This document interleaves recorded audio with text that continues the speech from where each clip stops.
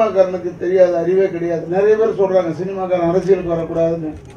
சினிமாக்காரன் அரசியலுக்கு வரக்கூடாதுன்னு ஒரு டாக்டர் சொல்லும் போது டாக்டர் வரலாமா அரசியலுக்கு? அது தவறு. அதனால சொல்றேன். நான் ஏன்னா சொல்றேன்னா அந்த ப்ரொஃபஷனல் இருக்கும்போது எப்படி அரசியலுக்கு வரக்கூடாது, அது மாதிரி இந்த ப்ரொஃபஷனல் இருக்கவங்க வரக்கூடாதுன்னு சொல்றீங்க. ஆனால் நடிகர் நினைத்தால் சாதிக்கலாம். அது ஞாபகத்துக்கு பேரறிஞர் அண்ணாவிலிருந்து ஆரம்பித்து இன்று வரை இந்த கலைத்துறையை சம்பந்தப்பட்டவர்கள் இருந்து கொண்டே இருக்கிறார்கள் அரசியல். அதில் ஒன்றுமே தவறு கிடையாது. கே.பி. சுந்தரம்பாள் காலத்திலிருந்து சுதந்திர போராட்டத்திற்காக பாடுபட்டிருக்கிறார்கள். கே.பி. சுந்தரம்பாள், டி.கே.எஸ். அண்ணாச்சி போன்றவர்கள் எல்லாம் பாடுபட்டிருக்கிறார்கள் சுதந்திர போராட்டத்திற்கு.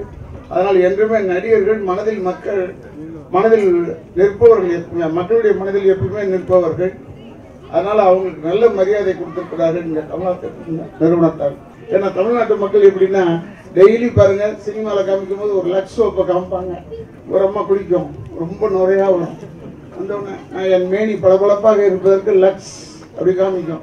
அதை பார்த்துக்கிட்டே ஆம்பளைங்களா இருந்தா லக்ஸ் வாங்கிடலாம் பொண்டாட்டி அப்படி ஒரு யோசனை வரும். அப்புறம் பொம்பளைக்கு நான் நினைப்பாங்க பரவாயில்ல அந்த மாதிரி அழகா இருக்கு அப்ப நம்மளும் வாங்கணும்.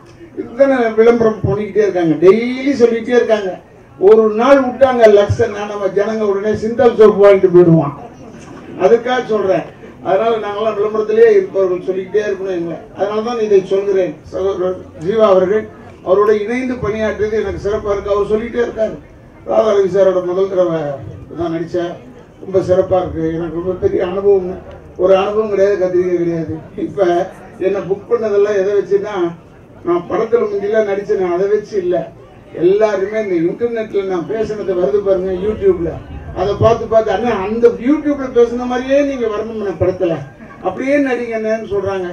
அதனால இப்ப எனக்கு வாழ்வு கொடுக்கறது இந்த இன்டர்நெட் பீப்புள் தான். அதனால அவங்களுக்கு தான் முதல்ல நான் எப்பவுமே நன்றியை சொல்வேன். ஏங்க இப்ப எல்லாருமே நிறைய பத்திரிக்காரங்க வரும்போது என்னுடைய நண்பர்கள் சில பேர் கேட்டாங்க, அதுல என்னங்க இப்படிலாம் எல்லாருமே கட்சி ஆரம்பிக்கிறாங்க, எல்லாருமே கட்சி. நான் ரஜினி சார் சொல்லவில்லை, பொதுவாக இப்படிலாம் நிறைய பேர் கட்சி ஆரம்பிச்சிருக்காங்க. அப்பதான் எங்க அப்பா சொன்னதான் ஞாபகம் வந்தது. அதாவது ரத்தகண்டியில சொல்றாரு, காலாளுக்கு ஒரு கட்சி, அவனுக்கு ஒரு தலைவன், 10,000 பட்டினி பட்டாளம் பிளகாட்ஸ், ஏன்டா நாட்டுக்கு எடுக்கிறீங்க அப்ப சொல்றாரு. அது இப்படி நடந்துட்டு இருக்கு. இந்த வரிசையில் இவர்கள் எல்லாம் வந்துவிடக்கூடாது என்ற ஆண்டவனை வேண்டி விடைபெறுகிறேன். நன்றி, வணக்கம்.